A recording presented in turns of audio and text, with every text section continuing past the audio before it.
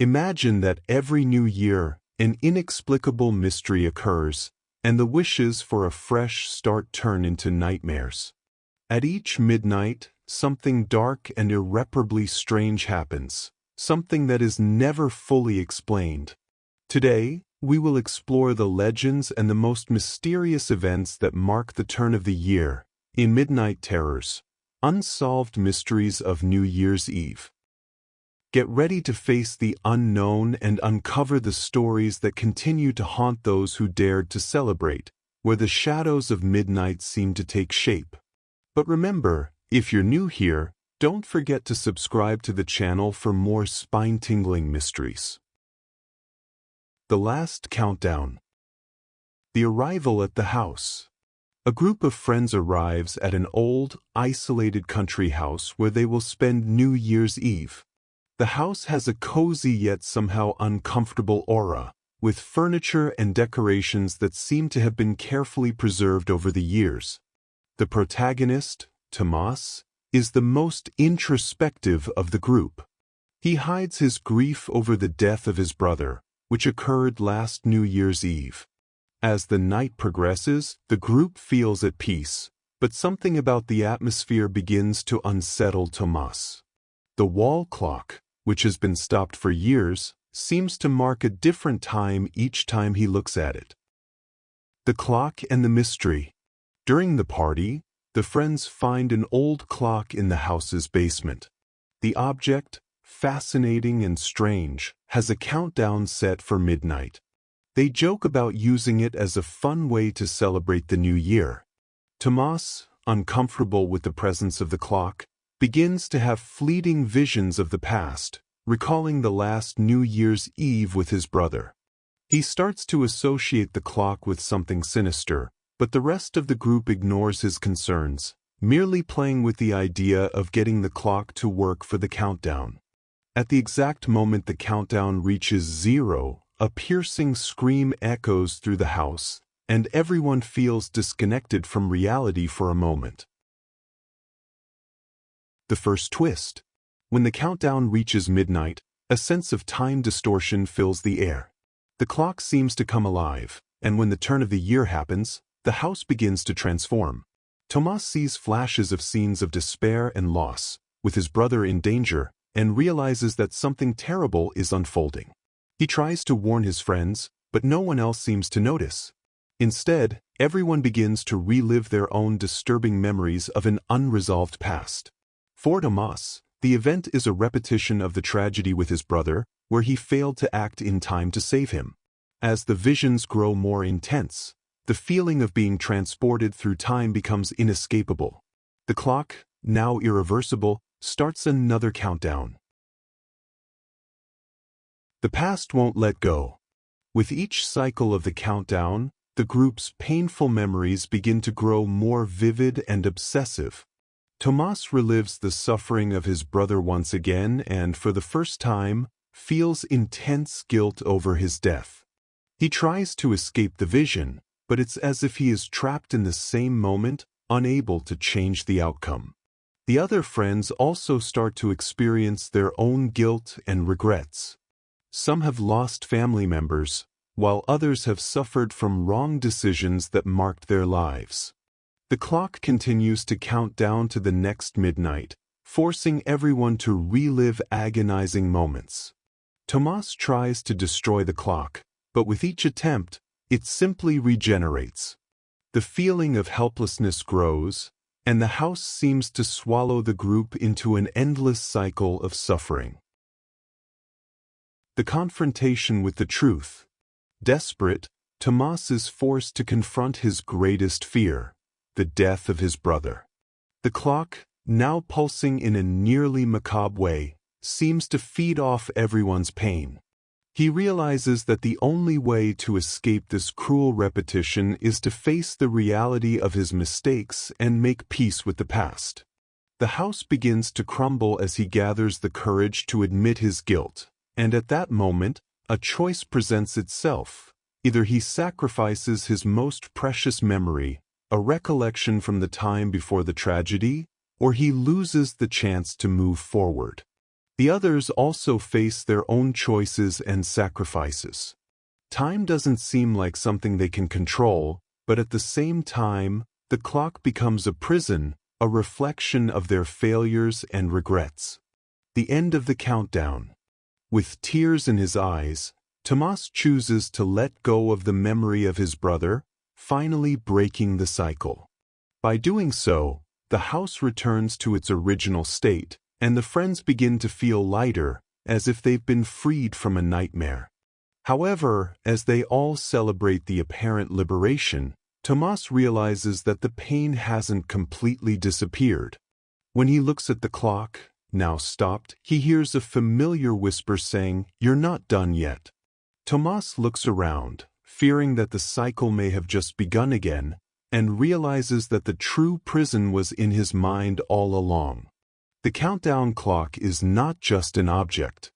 It is the reflection of his inability to let go of the past. The last wish. The invitation of fate. Clara, a young woman who lost her mother on the last New Year's Eve, feels a deep emptiness in her heart. Grief consumes her, and the holiday season only intensifies her pain. On a cold December night, she receives a mysterious invitation to a rare gift shop, rumored to have items that cannot be found anywhere else.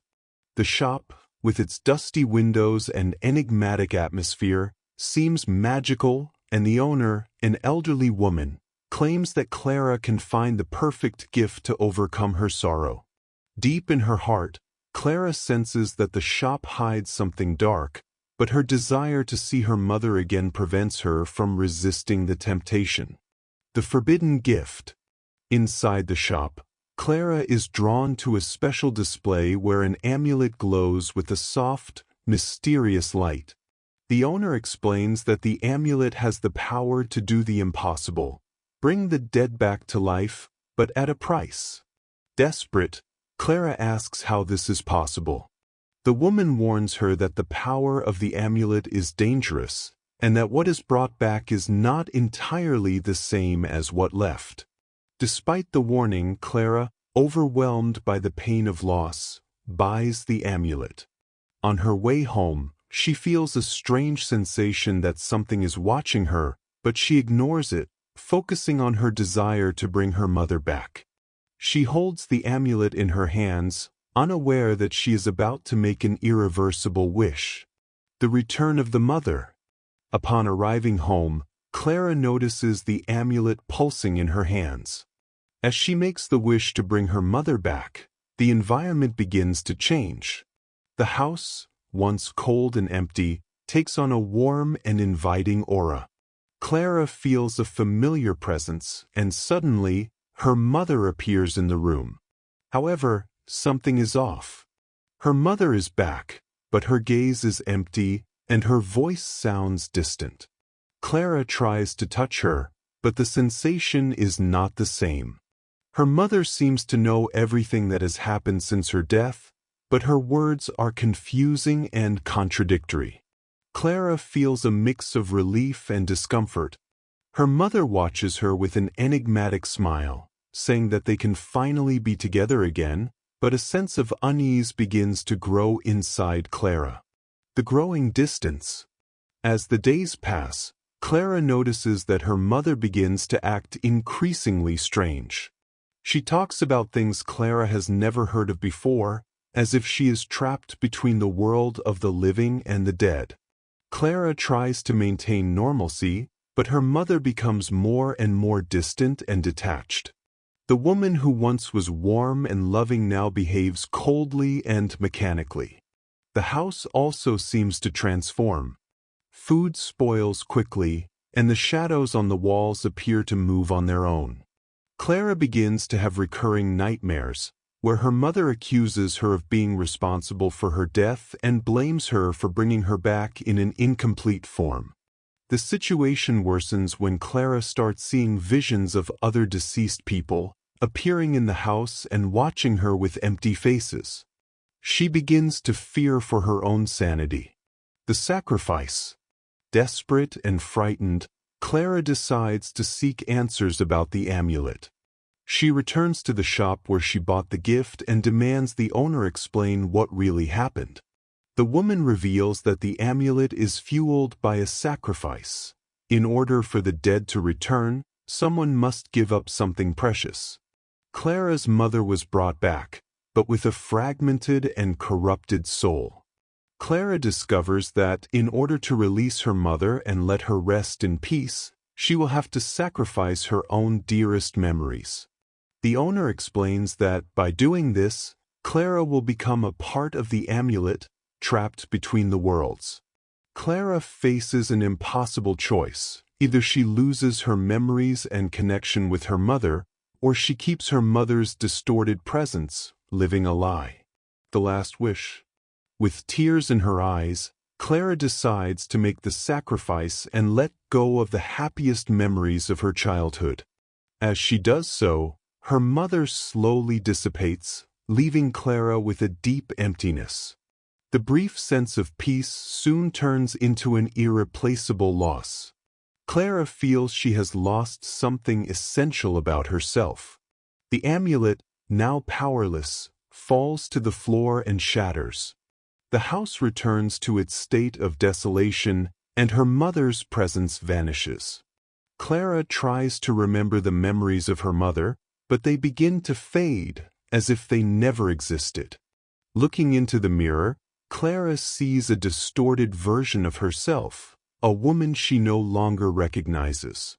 The new year arrives, but Clara is now alone, without the memories she cherished most, with an emptiness that can never be filled. The Eternal Party. The Unexpected Invitation. On a cold night, December 31st, Anna, a young woman who feels disconnected from traditions and always distant from festivities, receives a mysterious invitation to a New Year's Eve party. The letter, delivered without warning, is adorned with a golden seal and contains detailed instructions on the party's location, a secluded mansion on the outskirts of the city. Uncertain of what to expect, but curious, she decides to accept. The enigmatic message promises an unforgettable night, with no restrictions, where everyone can live the most perfect night of their lives. Upon arriving at the mansion, Anna is warmly greeted by the hosts, a noble-looking couple who seem to have been expecting her. Music, laughter, and dancing begin, and the sense of joy and euphoria is palpable. However, Anna soon realizes that something feels unsettling about the perfection of the party. The infinite party.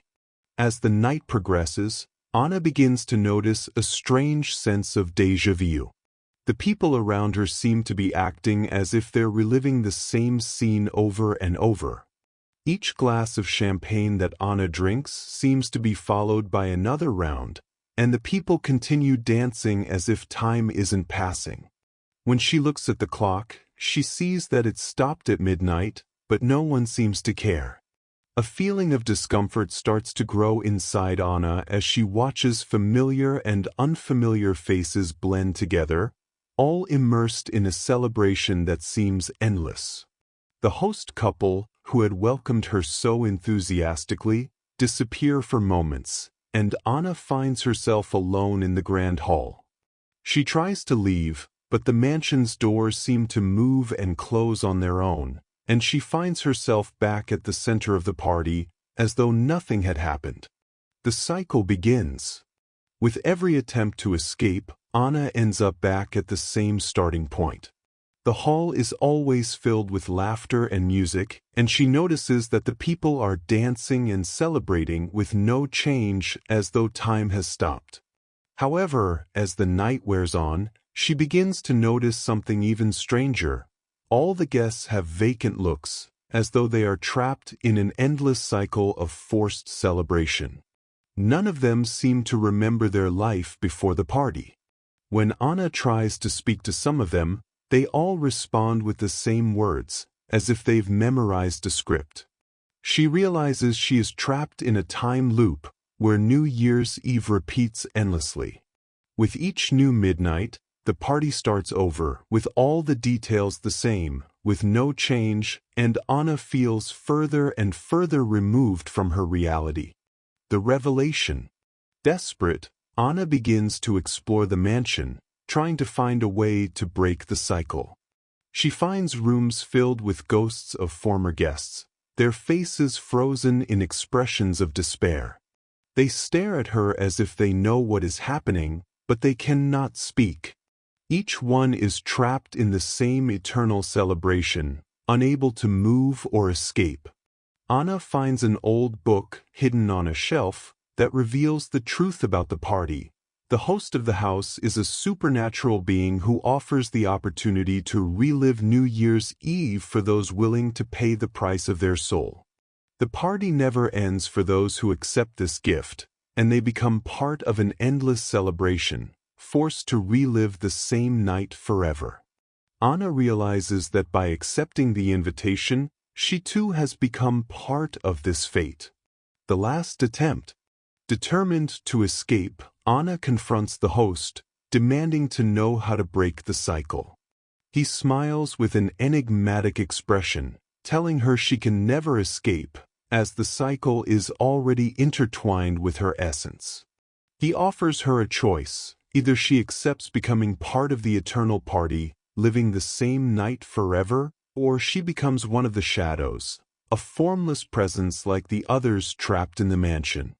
Terrified, Anna refuses to accept this reality, desperately trying to find a way out.